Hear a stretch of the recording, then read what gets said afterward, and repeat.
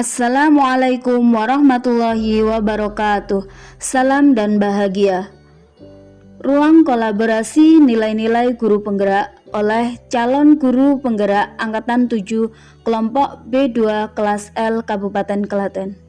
Fasilitator Bapak Teguh Aprianto, Sarjana Pendidikan, Magister Pendidikan. Pengajar praktek Ibu Diah Eka Sariwe dan Ibu Dian Francisca Maharani.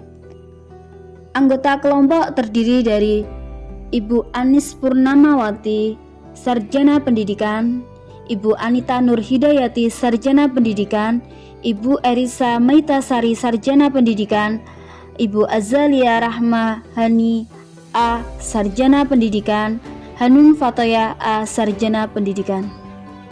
Salam guru penggerak, tergerak, bergerak, dan menggerakkan. Pada kesempatan kali ini, kami akan menyampaikan mengenai nilai dan peran guru penggerak dari modul 1.2.A.5.1 Ruang Kolaborasi. Nilai yang dimiliki masing-masing calon guru penggerak dari kelompok kami.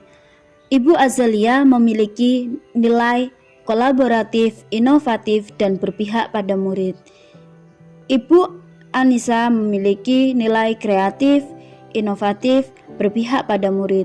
Ibu Azalia memiliki nilai inovatif, mandiri, dan berpihak pada murid. Ibu Anita memiliki nilai kolaboratif, inovatif, dan berpihak pada murid. Sedangkan Ibu Hanun memiliki nilai inovatif, mandiri, dan berpihak kepada murid. Nilai yang pertama yaitu berpihak pada murid. Contoh perilaku yang mencerminkan berpihak kepada murid. 1. Memberi kesempatan kepada murid untuk membuat kesepakatan kelas. 2. Memberikan kebebasan kepada murid untuk berani mengemukakan pendapat. Yang ketiga, menerapkan pembelajaran yang asik dan menyenangkan melalui permainan tradisional. Nilai yang kedua yaitu reflektif. Contoh kegiatan yang menunjukkan nilai reflektif yaitu 1. Selalu merefleksikan pembelajaran yang dilakukan. 2. Selalu terbuka menerima kritik dan saran yang bersifat membangun. 3. Mengikuti kegiatan yang meningkatkan kemampuan dan kualitas diri.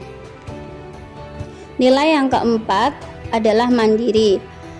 Contoh kegiatan yang mencerminkan nilai mandiri yaitu menginisiasi pembelajaran menggunakan Google Meet di sekolah saat pandemi.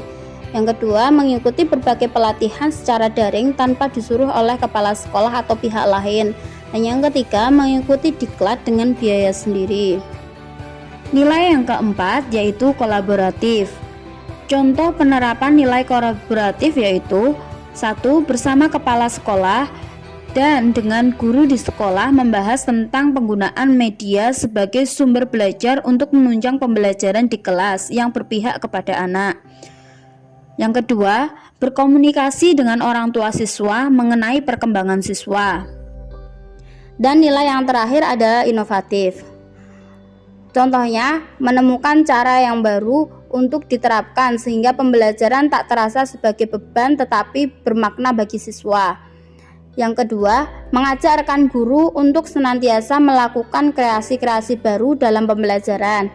Yang ketiga, menggunakan berbagai sumber belajar yang menyenangkan dan menyesuaikan dengan cara belajar siswa. Yang keempat, melakukan pembelajaran dengan media pembelajaran yang kreatif dan menarik. Ada 5 peran guru penggerak. Yang pertama, menjadi pemimpin pembelajaran. Yang kedua, menggerakkan komunitas praktisi. Yang ketiga, menjadi coach bagi guru lain. Yang keempat, mendorong kolaborasi antar guru. Yang kelima, mewujudkan kepemimpinan peserta didik. Peran guru penggerak yang dipilih oleh kelompok kami yaitu menjadi pemimpin pembelajaran. Rancangan kegiatan yang menerapkan nilai-nilai dan 1 peran guru penggerak yang kami pilih adalah optimalisasi aplikasi Canva dalam pembelajaran. Rancangan kegiatan 1. Identifikasi masalah dan analisis kebutuhan. 2. Penyusunan rancangan inovasi. 3. Pengembangan rancangan inovasi. 4. Pelaksanaan uji coba. 5. Pengendalian dan perbaikan. 6. Implementasi. 7 evaluasi, dan 8 refleksi. Gambaran rancangan kegiatan yang akan dilakukan. 1. Identifikasi masalah dan analisis kebutuhan. Nilainya nilai kolaboratif. Langkah identifikasi masalah dan analisis kebutuhan merupakan awal dari sebuah langkah inovasi dalam pembelajaran. Saat melakukan inovasi, guru harus mengidentifikasi masalah yang dihadapi terlebih dahulu. Langkah ini sangat penting dilalui guna menghasilkan inovasi yang sesuai dengan kebutuhan peserta didik. Hasil dari sebuah analisis awal adalah daftar kebutuhan jenis dan prioritas kebutuhannya. Analisis sasaran ditujukan untuk mendapatkan identifikasi karakteristik sasaran secara tepat. Di sini, gaya belajar anak-anak generasi Z harus dianalisis secara tepat, mengingat ada kecenderungan tangan mereka tidak lepas dari gadget, sehingga analisis terhadap sasaran berkaitan erat dengan analisis terhadap tren perkembangan teknologi. Saat mengidentifikasi masalah dan menganalisis kebutuhan, kita juga harus bekerja sama dengan kepala sekolah, melakukan konsultasi, izin, dan sebagainya. Yang kedua, menyusun rancangan inovasi pembelajaran. Nilainya nilai mandiri. Terdapat 2 pendekatan langkah menyusun rancangan pelaksanaan pembelajaran yang mengintegrasikan teknologi informasi dan komunikasi, yaitu pendekatan idealis dan pendekatan pragmatis. Perhatikan topik atau satuan pembelajaran dijadikan sebagai acuan. Mengidentifikasi teknologi informasi dan komunikasi seperti buku, modul, LKS, program audio, VCD atau DVD, CD-ROM, bahan belajar online di internet atau alat komunikasi sinkronus dan asinkronus lainnya yang bisa dilakukan atau digunakan. Yang ketiga, pengembangan rancangan inovasi. Nilai yang terdapat yaitu nilai kolaboratif dan inovatif. Pengembangan rancangan inovasi terhadap RPP perlu dilakukan untuk disesuaikan dengan kurikulum yang berlaku. Aktivitas pengembangan yang dapat dilakukan oleh guru yaitu dengan cara mengajak rekan sesama guru untuk berdiskusi mengenai bagaimana pengembangan RPP ini dilakukan.